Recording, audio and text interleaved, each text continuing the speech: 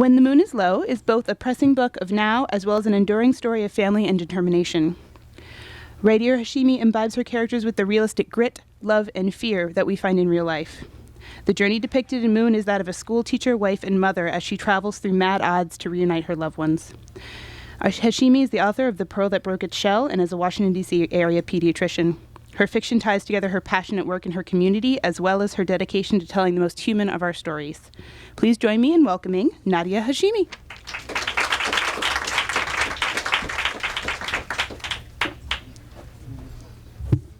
Thanks everyone for coming out tonight, and a big thank you to Politics and Prose for hosting tonight's gathering.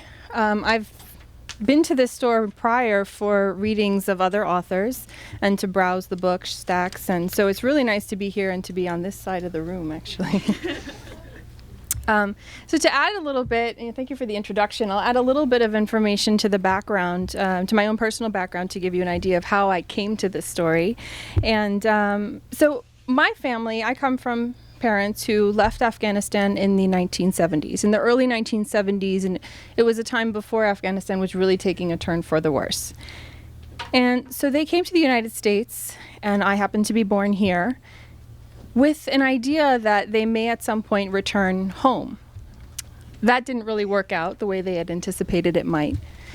And by nature of the history of Afghanistan, the extended family that we had and friends of family that we had began to trickle out of Afghanistan and into the United States and into other parts of the world. And so the trickle of people that came to the United States sort of built around me this gathering of extended family, uncles, aunts, cousins, and others who had the experience of losing home and having to find a new home. And so I grew up watching these people who had a love for homeland, had a despair as they watched what was happening in their homeland, who had a real interest in their own homeland and ongoing ties to their homeland. And yet at the same time, they were finding ways to be immensely grateful for the opportunity to build a new home in a different place. And they were immensely grateful that they could do that in the context of others around them who were doing the same thing, with an understanding that they were coming to, for example, the United States, a place where a lot of people were actually more welcome than they were in other places. I also watched relatives travel to other places in the world where their situations were a bit more difficult. And so I had the opportunity to go visit family in India, in Australia, throughout Europe, and got to watch them kind of rebuilding lives in places that didn't always offer the same opportunities that the United States offered. And again, it was the same idea of trying to rebuild that home and rebuild their lives. And so what I was really watching, as I think about it now from the lens of an adult, is really the creation of a refugee and the evolution of a refugee, which is that rise and fall and rise again, hopefully, of an individual's life. I started writing this book back in 2009 to 2010. And at that time, the situation of refugees within Europe was interesting. There were a lot of Afghan refugees that were sort of caught between borders, but it wasn't the situation that we see today. And it's been really interesting for me, and not that I'm enjoying it, but very interesting to see that in the time since I've written this book, the context of talking about refugees and the displaced and people who are redefining home has become all the more relevant. And so I can also remember my family members, my uncles and aunts growing up, always saying, when we think about our stories, somebody should really write this down and somebody should really make a book out of this.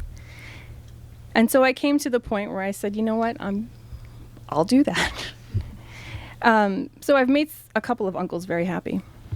But when I came to sit down and think about what the story of Moon might be, it was really talking about what redefining home was and the journey of a refugee. And so in this book, it's really a global issue. There are no solutions offered within the context of this prose. It's not a black and white issue. The issue of the displaced is not something that we can solve or say that this is wrong and this is right. There really aren't those kinds of clear-cut answers that we would hope to find. What we can say is that around the world, the United Nations in the last year has reported that there are now 60 million displaced persons. 38 million of that 60 million are displaced within their own homelands. But that 60 million is a record high. And there's definitely been a surge within the last year or so with the Syrian refugees. Aside from that, the history of Afghanistan has lent itself to the creation of a lot of refugees. So in the past 30 years, over the course of 3 decades, it's really been the Afghan refugees that have sort of dominated the narrative. And we know that that's sort of come about because of the unrest within Afghanistan. So the history of the wars, the Soviet invasion, and then the subsequent wars that have followed. And it's created a land where people could not live and could not survive. So we've had people who have fled from political assassinations attempts, from poverty, from war, from rockets. And most of the Afghan refugees have gone to Pakistan or to Iran. That's 95% of the Afghan refugees. And the rest have spread out throughout Europe and through the United States. And when we look at the story of refugees, you can look at the United States and see that the culture here, despite what people might say, but the culture here really is based on the acceptance of refugees or the acceptance of immigrants, because this is a place that was built for immigrants. So we all grow up hearing of the give me your tired and your poor and your huddled masses yearning to breathe free. But at the same time, Europe has a very different culture and has a very different history. And so the refugees or the migrants or the immigrants or whatever that case might be who are going to Europe are entering a much more nationalistic territory. And the reaction to those migrants, people looking for a new place to live, may be very different. Now we couple that with what we see is happening in Europe, specifically in a country like Greece, for example, where we're talking about austerity measures or bankruptcy and withdrawal from the European Union. And then you're reading about the tourism of Greece and tourist areas that are now being overrun with refugees as opposed to people coming there to spend money and enjoy their time. So during times of economic prosperity, it may be easier for these countries to accept migrants, but during times of hardship, it's very hard to open your doors and welcome everyone that shows up, especially when there are a lot of people showing up. And that's the reason why I say there aren't really any good answers to what can happen here. So what happens to the people who reach Europe's shores? Well, some of them sort of float around. There are guidelines that say that anyone who is found should be returned to the first country of entry within Europe. There are detention centers. Well, what do we do with the minors that have ended up there? They can't be returned back, and yet there's nowhere really for them to go, and the resources aren't there to support them in a new life. And when I was growing up, I always felt like the stories of immigrants really started from the point of when they landed in the United States. So our take was on the assimilation of those immigrants and how did the culture was it a culture shock? Were they able to assimilate? What would they do with their lives from that point on? And what I've thought about less in the past was, what did they leave behind? What were their journeys to get here? What motivated them to leave where they were going? And what did they risk on their journeys? For a lot of people, can be a harrowing or a really demoralizing experience. You have the classic story of cab drivers in DC or in New York, and you ask them, what their occupations were back home, and they may have been generals in armies. They may have been physicians, all different kinds of positions. So all these things that I'm talking about and all these statistics that we're kind of throwing around, they're really, really too big to comprehend sometimes.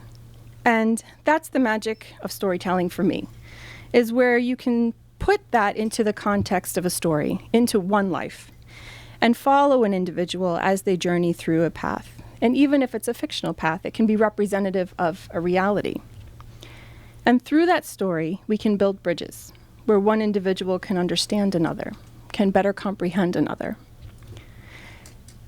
And for me, if there is any hope in comprehending the vast 60 million lives that have been transplanted, It's only in understanding one life that can be followed. And so that's what brought me to the story of Moon. So in this story, which is the story of an Afghan family that's struck by tragedy as they struggle to survive under Taliban-controlled Kabul. And they're watching their middle-class world crumble around them, which is what so often happens in these countries that are hit by unrest. So the mother of the story is Fareba, and she's got 3 children. She's got a young son, and then a much younger daughter, and a smaller baby with her. When she loses her husband, she goes into survival mode. And so she's forced to take her family, pick up her pieces, and flee Afghanistan. So they make their way across some borders with their eye on Europe, as so many people do. And they become absorbed into this underground world of the undocumented. And along the way, she loses contact with her adolescent son. And so they encounter some different elements, some human trafficking and different things along the way. And people come in and out of their lives, and they're met with a lot of challenges, and they have to see if they can sort of regroup, pick up the pieces, and start afresh. And that's really what I've seen so many people within my own family do. Not exactly in the way that happens in this book, so this is not the story of any one person, but in a way that's sort of representative of the reality for so many people. And what I was hoping to do with this story is to kind of create a different dimension of what it means to come from a land of war, and what it means for a family to be touched by so many different factors. Because families really are products of so many different factors outside of them, of the environment, of war, of economics, and of the health of our family members. And that's the case for not only people who are leaving a homeland, but for anyone, really. All of us sitting in this room are a product of our environments, of our personal economies, and of our own personal health. And how does a marriage survive something like this? Because a marriage really is a dynamic, living, breathing thing. And when all these different factors are thrown into the mix, is a marriage able to survive? It's also a coming-of-age story. And specifically for Salim, who's the young boy in the story, his coming of age is affected greatly by his being thrown into this different world where all of a sudden he's without his parents at a very young time. And he's forced to make some really tough choices. And he's forced to bear the burden of having a responsibility of his family on his shoulders way before it's time for him to do so. So I will read one short chapter now for you. And to set it up, this is a chapter that's written in the voice of the mother. And at this point, she has been separated from her adolescent son. She's got the other 2 children with her. Their names are Samira and Aziz. And they are making their way to Europe. The mother's name is Fareba. I've dragged my 2 children along with me from rail to rail, from country to country. At each checkpoint, each customs control, I wait for the moment when we will be found out. My worst fear is the same as my biggest hope: separation from my children. I wonder if I'll be apart from Salim forever, or if he'll be the only one of us to make it through. Samira is a young girl, a dangerous time to be alone. Aziz is frail, a flower that will quickly wilt if plucked from the bush. I pray at some checkpoints that my children be granted asylum even if I am sent back. At other checkpoints, I pray we are sent back together. Cornered mothers pray for strange things. When the bombardments back home were at their worst, a teacher I considered a friend made crazed decisions each night. One night, she made the children sleep with her and her husband all in the same room. Another night, she put each child alone in a different room. Every night was a gamble. They could all endure or perish together. Or they could gamble that perhaps 1 or 2 of them would survive. Each night, without fail, she prayed most fervently that God not spare her if her children were taken. These were pleas she could only make to God in her quiet thoughts, because to speak them aloud would have blackened her tongue. In the last year, as I've tried to give my children a safe life, I felt more like a criminal than anything else. Even righteousness is an ambiguous thing. From Greece to Italy, from Italy to France, it is now the last leg of our journey, from Paris to London, on a silver and yellow train that looks like a rocket blazing through an underground path. It is on this last voyage that I leave Aziz in Samira's care and gather our Belgian passports. I slip them into my black leather handbag and take them with me to the restroom in our car, a narrow square of stainless steel. One by one, I rip each page of the passports into tiny shreds and let them fall into the toilet like the snowflakes that will meet us in London. I tear them apart and undo our false identities. I am again Freba. My children are again Samira and Aziz. I've been cautioned by the people who have gotten me this far. They must not see your passports. Do not tell them how you got there. Tell them only that you want asylum. Tell them why you had to run. Tell them how they came from Mahmoud. What happened to him might be the only thing that saves you. The customs check in London will go very differently than all the others. This time, we will be honest and put ourselves in our most vulnerable position yet. Thus far, we've cowered and ducked and lied every time we passed an official. In less than an hour, that will change. My hands shake as I stand over the toilet and watch to be sure every last flake vanishes into the swirl of water. I lean against the wall and steady myself with a hand on the steel sink. It is refreshingly cool to the touch. Metal, it is everywhere. The trains, the rails, the stations. Each train stop is a beast of permanence. Soundly constructed with the glint of modernity, this sink, the tracks, the roof over the station, they are the difference between the Afghan world and this world. This world stands strong and shiny and capable. From our homes to our families, Afghanistan is made of clay and dust, so impermanent it can be sneezed away. And it has been, over and over again. I want a life that won't crumble between my fingers. I will be returned to dust one day, but until then, let me and my children endure. I think of my father alone in his browned orchard, sleeping in a grove of organic rubble. I don't know if he is alive or dead. It's been so long since I last heard his voice. I know why he refused to leave. He learned to love the transience of everything, an acceptance that can only come when we near the end of the road. Whether the end comes today or tomorrow does not matter to him. He is ready to be returned to the earth. In and out and in and out, he will breathe the dust of the crumbling orchard walls and the soil of the gardens every day until, like an hourglass, his lungs fill. Time will stop then. It is easier to love my father from a distance. From here, I do not see his weaknesses or his failures. From here, I see only those glimmering moments when he looked at me as his best and most precious child, those moments when he talked about my mother and made me feel whole. The rest of my childhood, well, maybe it's best if it crumbles to nothing. I meet my reflection in the mirror. I look much older than I remember. I touch the skin of my face. It feels rough, and I'm almost glad. I never was a very delicate creature. Every day, my skin thickens, and I find myself doing things I never imagined doing, not even with the help of my husband. The stronger I am, the better our chances of survival. I've left them too long. I need these moments, though, moments when I can step away, collect the pieces of myself, and return to them as mother. But the seconds tick on, and I must return to my children. The moment we've been preparing for is almost here. So, thank you.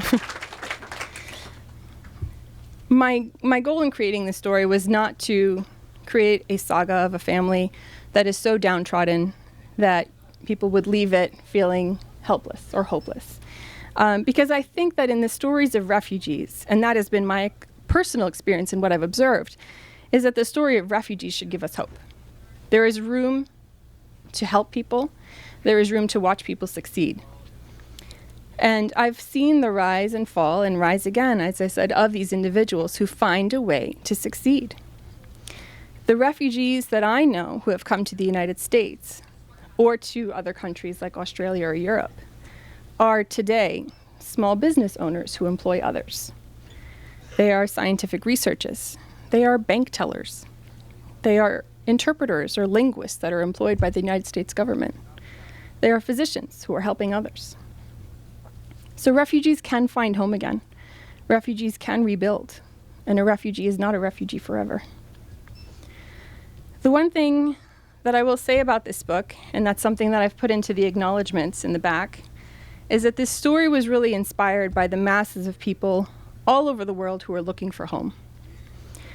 It is not meant to represent all of their stories. It is only meant to represent their dilemma in one small way. And my one wish, if I'm going to make a wish out of this story, I know that the world will go on creating refugees. But while it does, I will at least settle for the humanity to make sharing and hearing their stories important. So thank you all for listening, and I hope you will enjoy it.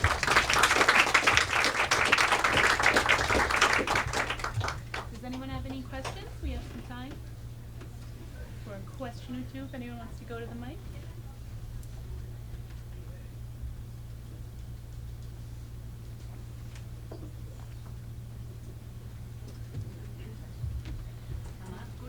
Yeah, there's microphones on either side of the aisle. Have you ever been to Afghanistan, or have you lived your entire life here in the United States? I made a trip I was born and raised in the United States, but I made a trip to Afghanistan with my parents in 2002. 2002? Yes. Okay. Yes. That was very early after the ouster of the Taliban, wasn't it? It was very early after What was your that. reaction when you discovered what was there?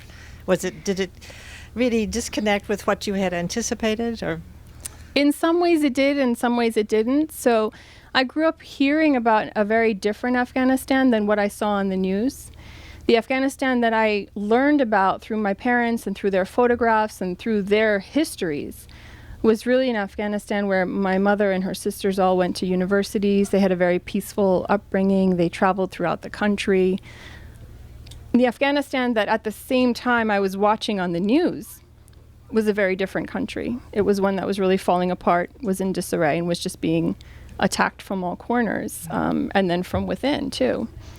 So, going there was sort of me trying to reconcile those two Afghanistans, and then also seeing the new face of Afghanistan, because at that point there was a lot of hope and a lot of rebuilding and a lot of reconstruction.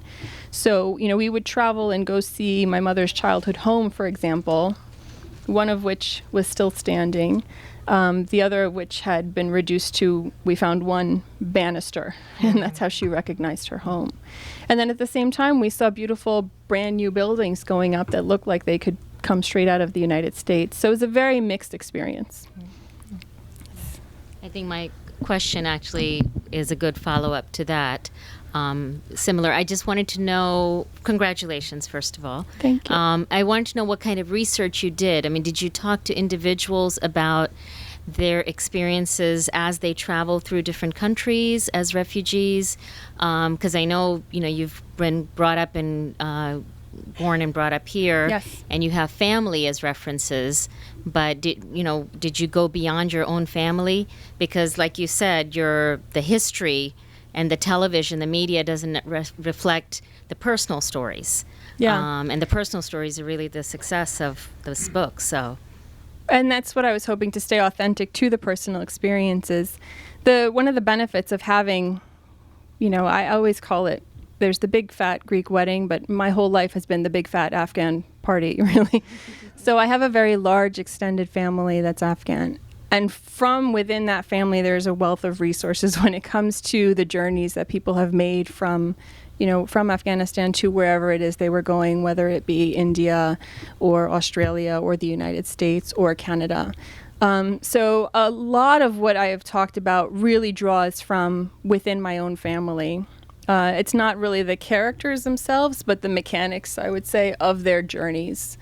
I also, at the same time, I put that together with reading a lot about what people were going through, just to add some depth to the types of journeys that I was talking about, and so the types of struggles. And, specifically for each location, I want to make sure that I stay as authentic as possible to what happens in France in the refugee camp called Calais, for example. So there's a lot of, and, I'm always grateful to the work that documentarians are doing or journalists are doing, because they really help bring that human experience, that human element to our lives. I have a follow-up question. Sure. I know your first book had a very strong female presence, and clearly, judging from the chapter you read, this one does too. Was there a reason you chose a woman to be the protagonist once again in this story? Do you feel that being a woman, the mother, the wife, the sister has to go through, can tell the story better? Well, you know, I've done something a little bit different with this book compared to Pearl. And this book also has the viewpoint of her adolescent son. So much of the book is really written from his standpoint, his eyes, because when he's separated from the rest of the family, it's really him that has to rise to the challenge and find a way to reunite with the rest of his family. And I wanted to do that because when we talk about people who are sort of floating through this underground world of refugees, there are a lot of young men of varying ages, from adolescence into their early 20s. And so I wanted a character that could represent that narrative, because it's such a big chunk of the population. And so this book is a bit different because it has that male voice that really carries a lot of it through. But I think, when you write from a woman's voice, there is something particular about that, because she is somebody who, like any parent would be, is responsible for her family. But she's coming from a world where she may have not felt like all the burden was on her. And now she is thrown into this place where everything is foreign. She's lost her husband. She has to take care of 3 children. And so I think from a woman's perspective, there is sort of a uniqueness to that. Thank you. Thank you.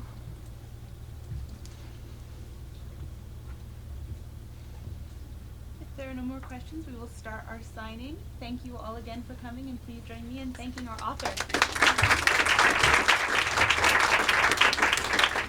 Thanks everyone for coming.